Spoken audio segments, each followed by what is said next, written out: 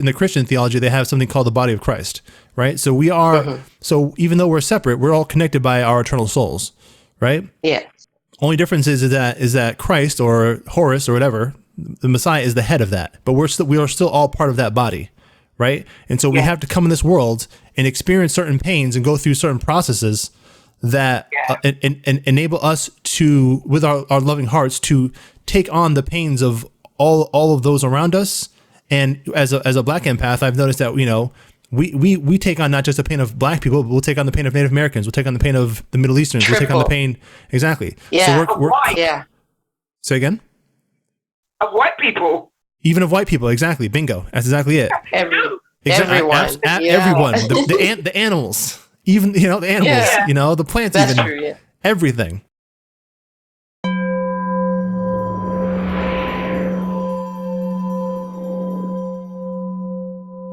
For questions, comments, and to show your support, visit us on the web at afroempath.com. Well, Lewis is teaching me how to train my mind as I move around daily, and it's not easy. It's hard. It's hard to. I am. Well, yeah. Hello. Hey. Go ahead, Amani. So basically, like, there's so many things going on in our lives, like, as we move about, right? I tend to gravitate to soaking things up instead of tuning them out. So, like, I'm noticing that when I bring things to Lewis, he'll immediately tell me that a lot of that is I shouldn't even be paying attention to that. And that's my problem. Like, for example, there's a lot of things. Give us an example. Give our listeners an example. Like, well, basically, like, you're going through your day, you get online, you see bullshit on YouTube, and you could easily push it aside and not look at it. I could easily do that, but sometimes I'll click on it anyways, just for the heck of it.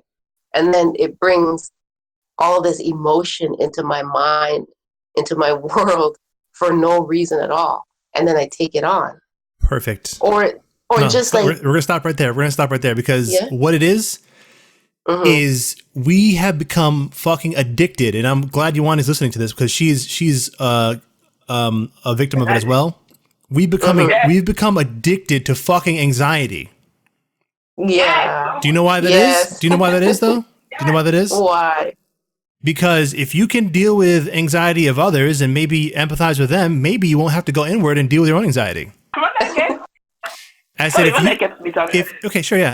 you can, you know, deal with and empathize with the anxiety of others, you know, maybe the guy just that got shot or the guy who's in the court case, you know, if you can empathize with them, part of you's thinking, well, I'm empathizing with them, so I don't got to deal with myself. Right. Oh, so when you get anxious, you empathize with yourself, you mean? No. I'm speaking about Amani's case when she's the world has all types of problems. There's all types of problems in the world outside of ourselves. You know what I'm trying to say? Yes. Yeah. And sometimes I'm going to speak about my mother, right? My mother is the constant, the adamant fixer. You know what I'm going to say? She always takes on these types of like friendships or relationships with people that need fixing. You know what I'm trying to say? And what I've realized now as an adult is that she takes on these relationships because it allows her to be like, oh, well, I'm in control. I can be in control of this external thing. Therefore, I'm doing something good. I'm getting my serotonin, fix. You know what I'm trying to say? As opposed to going inward through meditation and dealing with my own hurts and my own traumas, right? Because my mother, I just spoke to this one brother, and he said there's a term he gave, and he says it runs rampant among the African American community. The term is called an adult child or adult children, because that's it, adult child. That's it, darling. Yeah. We get stuck because we come from, you know, we have trauma in our childhood, and I'm not blaming anybody for that. I understand that my mom had unfortunately her father was sexually abusive. And we get stuck in those traumas, and they don't get resolved And so sometimes what we do is we try and help others and heal others, or have a child by a man, or get a man, or smoke weed, or get sugar, or do anything. We'll fucking do anything. It doesn't matter. We'll fucking create something. Yeah. I'm sure Yuande's gonna try to create some other shit here, because I know her son's leaving here pretty soon. So maybe she'll get a fucking dog. Who knows? But the point is that we'll try and create anything, no matter how fucking absurd, right? Yeah. To avoid going inward and dealing with ourselves. And again, we only have two responsibilities while we're on Earth. One, to know ourselves, and two, to know our Creator. Right? Yeah. To know yourself, and through knowing yourself, to know God. So my whole thing is, when I'm speaking to people, and I didn't know this, maybe this is what God called me to do, but I'm having to constantly remind people that those are the two things you have to do outside of your daughter, or your husband, or your cat, or your, whatever it is you're taking care of at this moment. You know what I'm trying to say? Yeah. Those are the responsibilities that you came on this planet, incarnated into the body that you're calling Yawande and that you're calling Amani to do. Yeah. Yeah, so if you don't do that, then your cup of love can never overflow to properly even love others. Truthfully, because how can you do it when you're so full of fucking anxiety? All you're doing is you're projecting your anxiety on others. That's right, exactly. And that's why I said today I've got to stop, because I'm beginning to feel it is affecting other people. It's affecting me and other people. It's affecting even people who are trying to help me, like the solicitor. I don't want to have that effect from them. So I've got to go in. That's why I'm saying, for me at the moment, if I can only sit down at the moment, all I'm managing is 10 minutes. It's something. And I have to do that in a guided meditative way, where I never used to use that before in the past as much. But now I'm finding that I need something to help me to go back inside myself, because it's really scary right now. Because for the first time in my life, I'm not having to have so many responsibilities as a mother. My son is going to be 18, which means he's going to get much more time. We are finally going to get, we're going to get it through the solicitor, but he's going to get a lot more time. I'm fighting for him to get his own 2-bedroom flat so he doesn't have to put in a residential. I'm scared, because that's the first time I've been a mother all my life, but from the time I left children's home, I had my first child when I was 18. Yeah. I'm scared. Amani had a similar situation, right? Your first child was at what? You were 16? 17. 17? 17, yeah. Gotcha. So you're pregnant at 16, you had your first child at 17, yeah? Yes. Exactly. So the point is, Amani, you also came from a childhood of trauma. Yes. And feelings of abandonment from your father, feelings of abandonment, yeah? Yes. And you were seeking that masculine energy from someone outside yourself. And that's understandable. That's understandable. Me too. Yeah. Me too. Ultimately, and this is, I mean, I honestly, like, I don't know how the heck as I think back, like I've been celibate for over 7 years. And I've been meditating really, really hard for these last a little more than 7 years. But for me, I was like, I don't know. I mean, honestly, I gotta just, I just gotta, by the grace of God, I'm trying to say, honestly, like I didn't allow myself to get in a relationship, because I knew that I could never fully love another woman until I hashed out the issues of my own soul. You know what I'm trying to say? Yeah, that's right. That's smart. Yeah. Yeah. And it's smart, but it's hard. It's hard because you're fighting your own human ego, because you're like, everybody around me is fucking getting married. Yeah. You know what I'm trying to say? Everybody's around me. I'm 35 now, and my younger brother's married. You know what I'm trying to say? And all my friends have been married for a long time now, and and they're, so it's like, there's a side of me that's like, well, shit, you could just find somebody, Louis. Just find somebody and just lay down your woes on that woman. You know what I'm saying? That's what happens. We find somebody and we lay our woes down on that partner. But that partner has their own fucking woes and their own responsibilities to know themselves and to know God. Right. So it never works out. It never works out. Yeah, but you don't know. You don't really even think about that. You don't even know. And that's the point. That's why this podcast is being created, because right now there's a little girl who's dealing with trauma, or a young man that's dealing with trauma in their lives, and they're an empath, and they're having similar thoughts. I need to find me a girlfriend, or I need to find me a bottle, or I need to find me some weed, or So that's the whole point. As I help myself go inward, and I help other people that are involved in this community go inward, hopefully it'll inspire others to tell their stories of learning how to go inward themselves and find peace and to find God. Mm-hmm. That's good. Yeah. Good. So, I don't know. I had some questions I was curious to ask while I have two goddesses in my presence here. Yeah. Go ahead. I'm curious to know, metaphysically speaking, like, and this is kind of a vague question, but maybe you can understand what I'm trying to say here. Like, what, metaphysically speaking, what is like the role right now, or the I guess the Black or African woman's agenda? You know what I'm trying to say in this world currently. You know what I'm trying to say?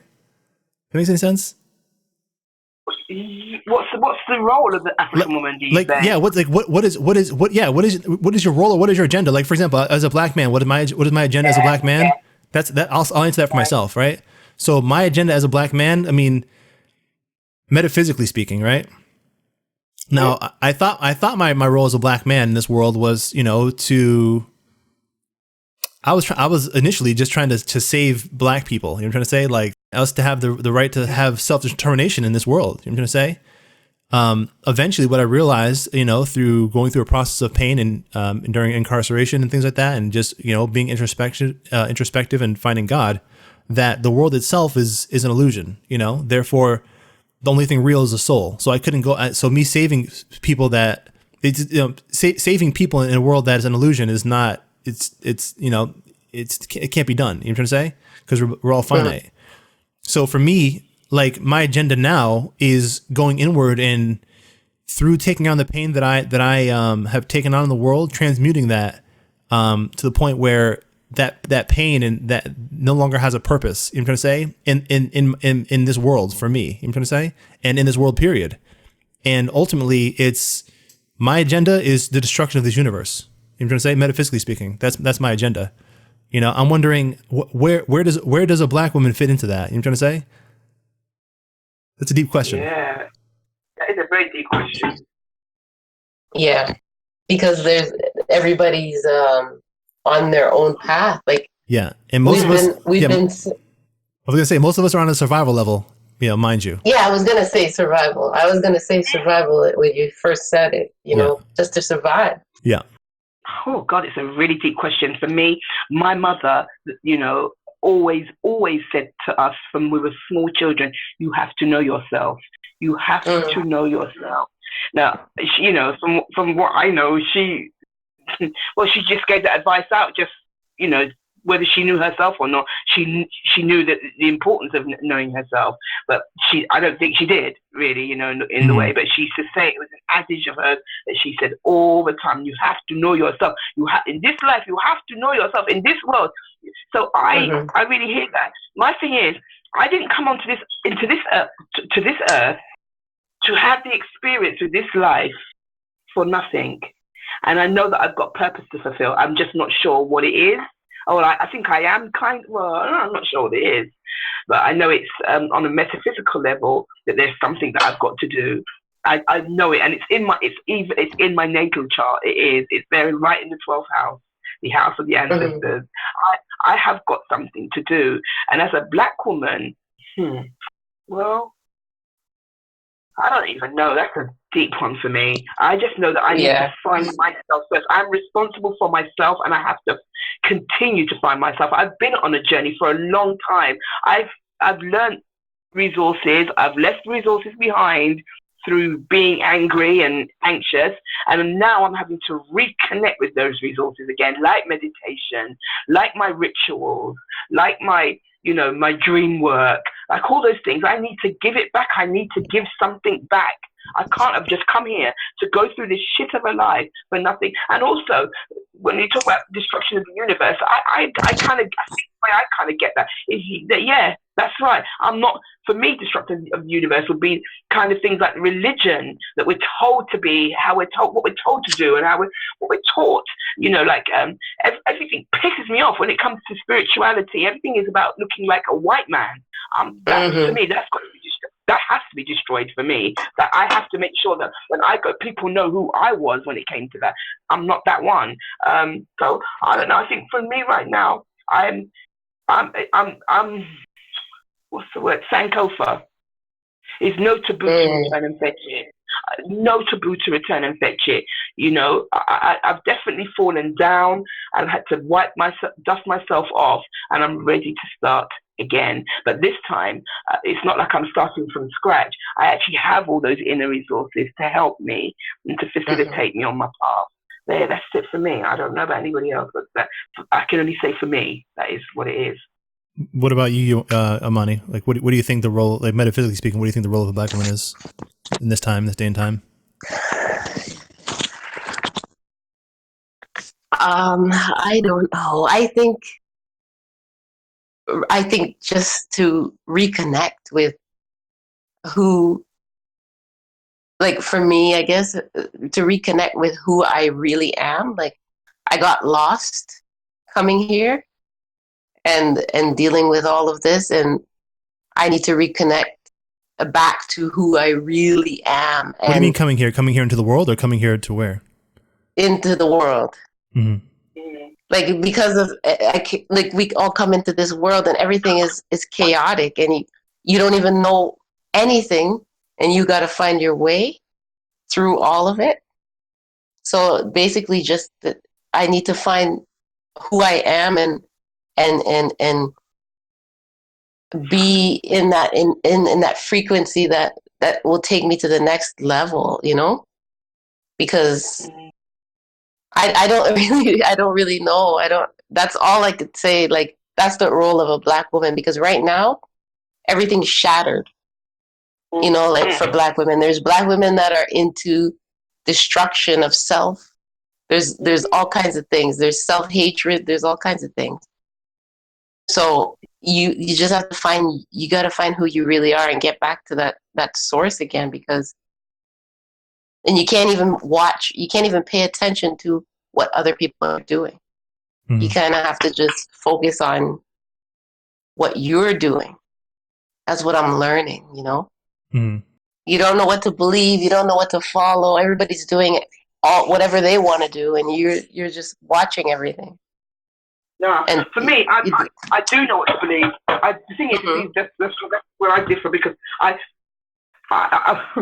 do know what to believe. I don't believe in them. I don't, somebody wrote something on Facebook some time ago. This brother came on, and I've never really seen anything else by him.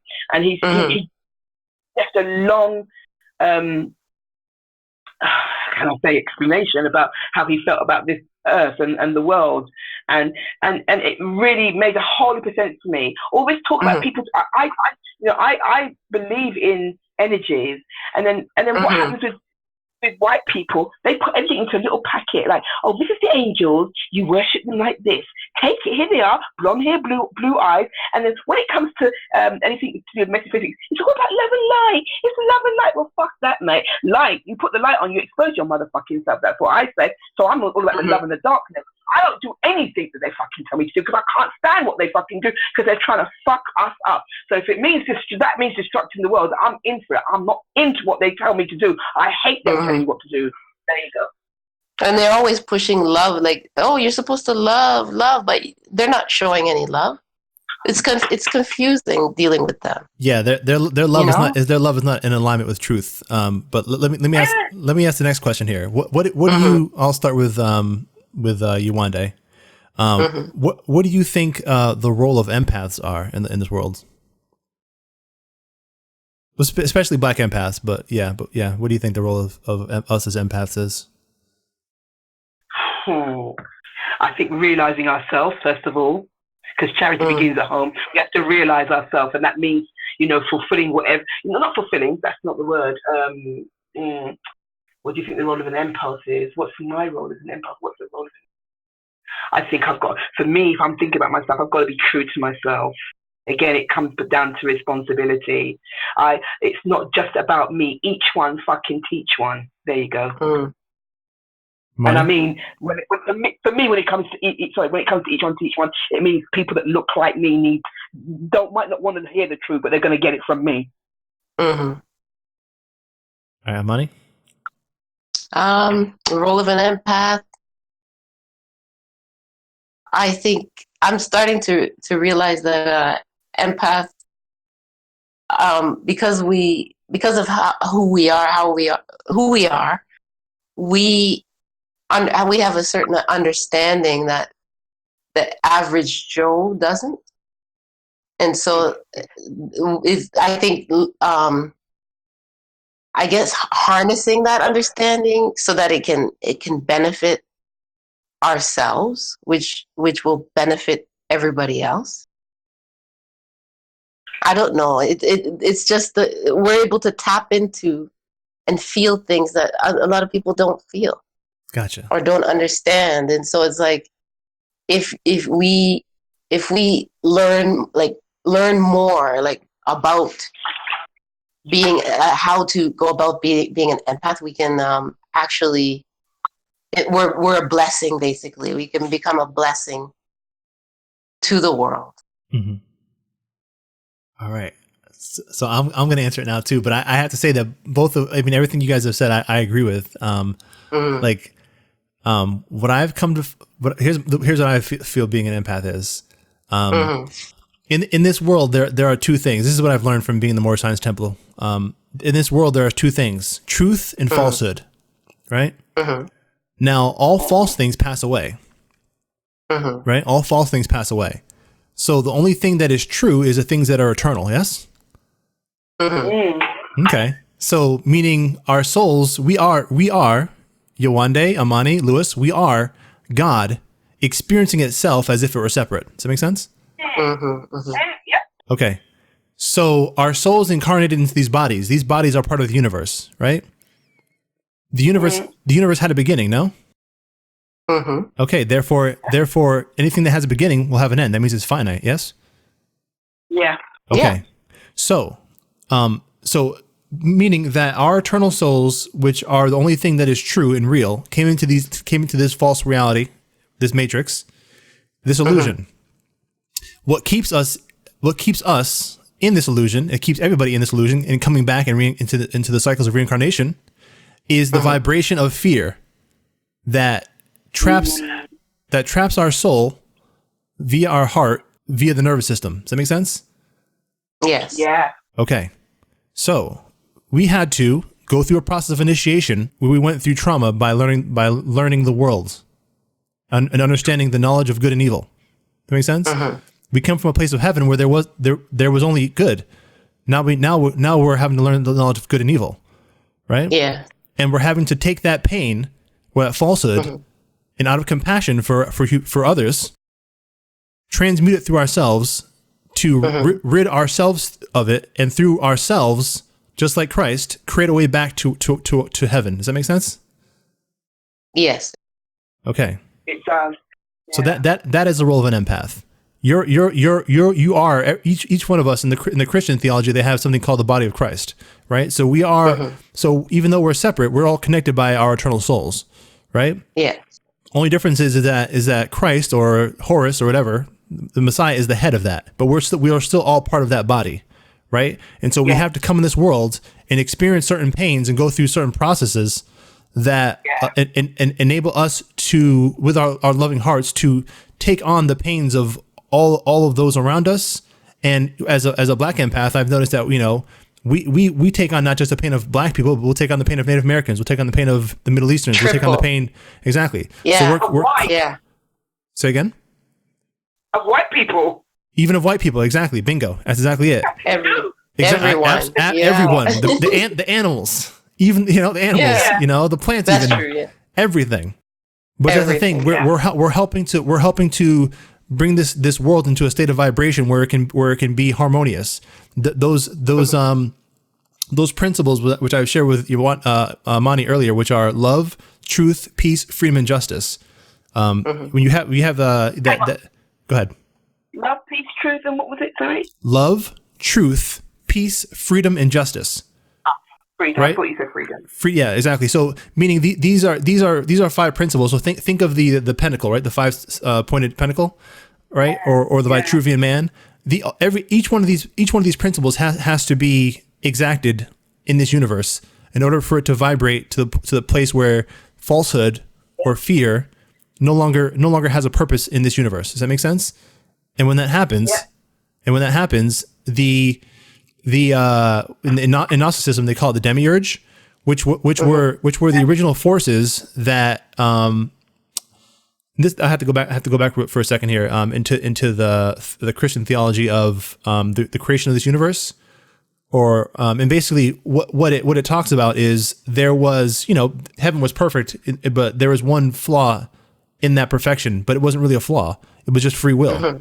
We were given free will, meaning that if there wasn't free will, there would be no me, there would be no you. We'd all be one force that would not independent of each other. Yeah. So, somebody eventually during that time, if you will, it's not really time, they decided that they wanted to be like their creator, and they decided that they wanted to create their own universe, and hence the Matrix was formed. And that kind of goes back into the story of Adam and Eve, where they basically coerced, Eve or whoever to eat of that apple, and then we fell into this universe. And at first, during the Atlantean times, we knew that we were trapped in this world. And the ancient Egyptians after the Atlantean times still knew that we were trapped in this world, And during those times, there was gods that walked among us, and we still had certain abilities, because we were vibrating still on a higher frequency. But eventually, those frequencies of vibration began to get lower and lower, and we became housed in a body that had to go through all these lessons to return to the Creator, right? And so, that's what we're doing now. We are now going back to the gods that we once were, but we still have to go through our pain and learn the lessons of the pain that we went through. You know what I'm trying to say? And it's happening very, very rapidly now. That's why we're being called together as empaths. Yes, accelerating. That's all I keep hearing. The healing is accelerating. Yes, exactly. And this is a time of the quickening, as it's called. And this is why I created this group to be a funnel to catch souls, so they wouldn't be alone in this process, and they would have guidance. Wow. Yeah. Yes. Yeah. Yeah. Well done. That is well done. Yeah. So well done, because honestly, if I didn't have something like this, which I really now feel at home, no matter what I think I know, I couldn't know it the way that I know it. Like just hearing you say it like now, even though I've read it, I picked up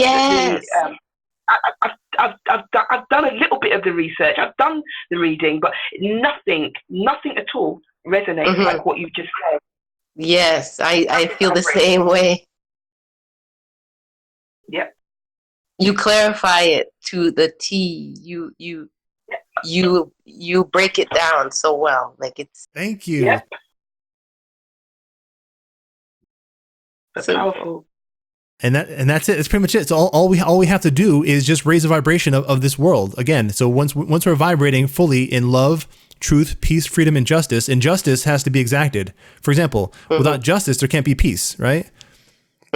Without truth, there can't be love. Without love, there can't be peace. So all of those things play into it. You know what I'm trying to say? And that's why the Christ is the exactor of justice, because peace is not just feeling calm.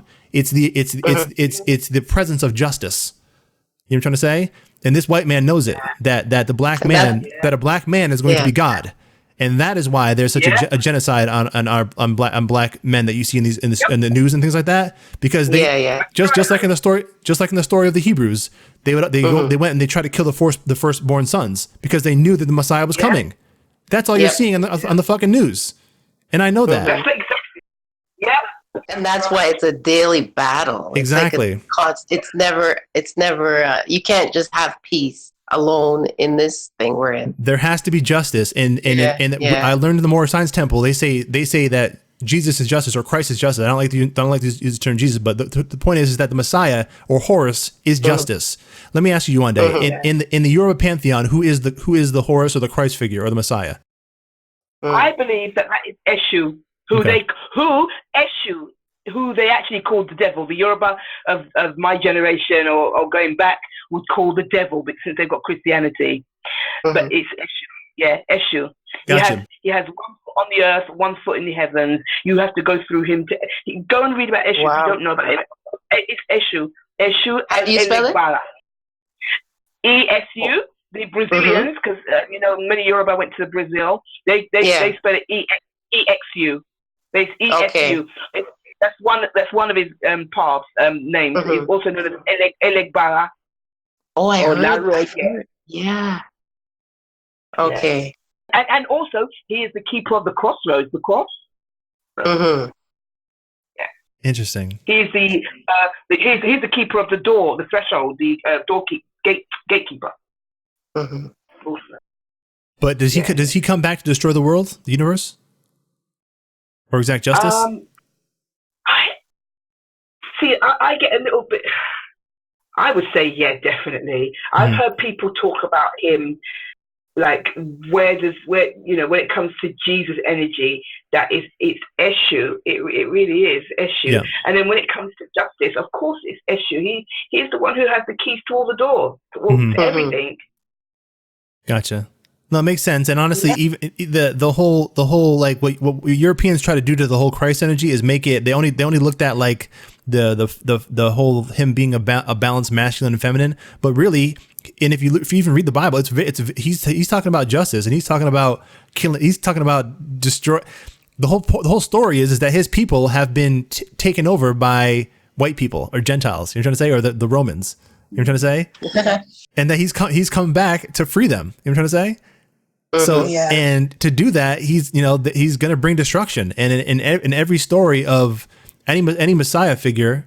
Throughout modern history, they all come back to destroy the universe. You know what I'm trying to say? Even if you watch any damn movies, think of the Matrix, right? Neo eventually destroys the Matrix. Oh you know yeah, what I'm trying to say? And that whole story was created by a black woman who was into Gnosticism. Yeah. Yep. That's why it was so powerful. For everybody. I haven't seen the film yet. You need to watch The Matrix, and you need to. That's what. All right. I love listening to Sophia Stewart. I love listening to her. I can listen to her over and over again. Yeah. Wow. And Yewande, you need to also watch, which is another movie that's kind of like The Matrix. It's called Dark City. You'll love that. Will you please send me the link to that Dark City? Of course. I've got The Matrix on DVD. Can you believe it? I've got 1, 2, and 3. Everybody says you just need one. And because my son's not back to Wednesday, I really am going to make the effort to watch it. Maybe tomorrow I'm going to watch it, but I'm going to watch it though. I'm going to watch it for the first time. You'll love it. You're going to fall in love with it. Yeah. And what the other one, you're going to send me the link, Dark It's called City, Dark City. If you want, I'll upload it for you. It's called Dark City. It's a very similar story. Yeah. Of becoming, you're welcome, of becoming of a man who becomes awakened in the dream. And that's what we're doing here. Go ahead. I haven't seen that movie. I'm going to watch. Yeah. Dark City, absolutely. I'd like to talk about that at some point here. But I mean, that's basically it. That is the role of empath. So essentially, like I like to think of this community and what we're doing here as kind of like a ship. You know what I'm trying to say? Like you'll see the movie The Matrix one day and you'll understand what I'm talking about. But there's a ship in that movie that they have. Yeah. And the ship goes up and it finds people that are awakened and it picks them up out of the muck of the Matrix, and you'll see what I'm talking about when you watch it. But I like to think of this as that, just kind of we're finding soul survivors. I'm trying to say who've gone through the drudgery and the traumas of their human experiences and are beginning to come online and become awakened. I'm trying to say to this world, and they need guidance and they need someone that's not going to take advantage of them. And that's what we're creating here, because too often, and I know I've met many people from that come from the church, especially the Catholic Church, and they're taken advantage of even sexually sometimes. I'm trying to say by predators. So and then even in the so-called Black conscious community, there's predators within that. Oh yes. Yep. So of sexual and of monetary, all kinds of ways. So it's like I had to create a place. For me, I was very nervous creating this because I knew it was kind of a big responsibility, mainly for me, because I had to make sure I knew I had to make sure my heart was pure. You know what I'm trying to say? And that my will was strong. You know what I'm trying to say? Because I knew I'd be dealing with a lot of energies, and when I started this, it's not something I can start and stop. I gotta follow through. This is about ascension. It's Afro-Empath Ascension. So I'm in this until we're out of this world. Yeah. I love that, Lewis. I love that. Mm-hmm. That really inspires. That inspires me. That really inspires me. Thanks. Yeah, it's a blessing.